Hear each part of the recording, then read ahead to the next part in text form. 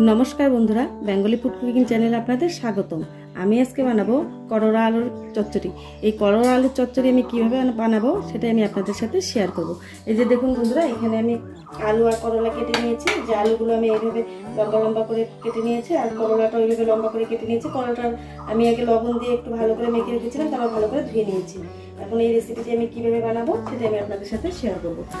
তো দেখুন বন্ধুরা, ওভেনে কড়াই বসিয়ে দিয়েছি। কড়াই গরম হয়ে গেছে। এখন আমি দিয়ে দিব পরিমাণ মতো সাদা তেল। আপনারা চাইলে সরষের তেলও ব্যবহার করতে পারেন।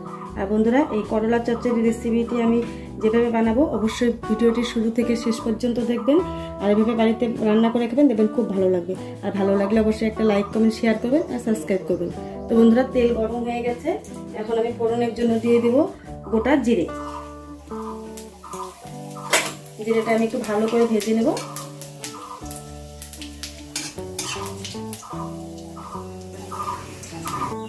তো বন্ধুরা, জিরে ভাজা হয়ে গেছে, সুন্দর একটা ফ্লেভার বেরোচ্ছে। এখন আমি দিয়ে দেবো কেটে রাখা আলু আর করলা।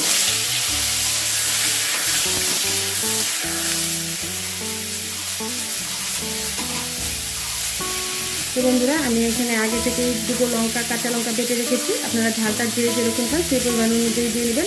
আমি দিয়ে দিচ্ছি লঙ্কা বাটা,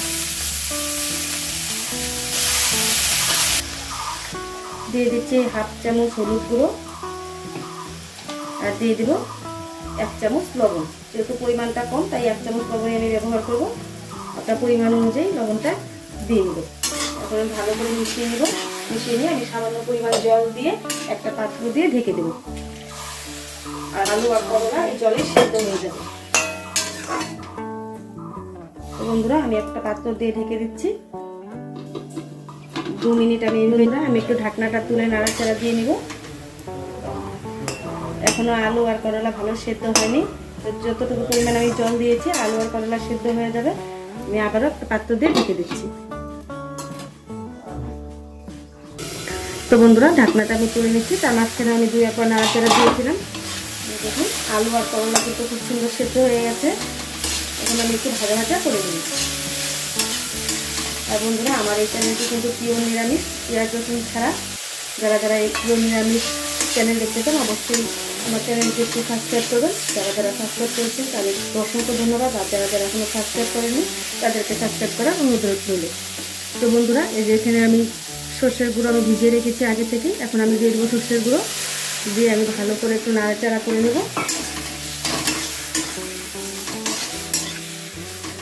তো বন্ধুরা, এই করলা আলুর চচ্চড়ি অবশ্যই কিন্তু বাড়িতে বানিয়ে খাবেন এবং খুব ভালো লাগবে। ভালো লাগলে অবশ্যই একটা লাইক কমেন্ট শেয়ার করবেন, সাবস্ক্রাইব করবেন। আপনাদের একটা কমেন্টে আমাদের এরকম ভালো ভালো রেসিপি দিতে উৎসাহ করে। আমি একটু শুকিয়ে নেব ভালো করে নিয়ে আমি একটা পাত্রে। Thank you for watching this video.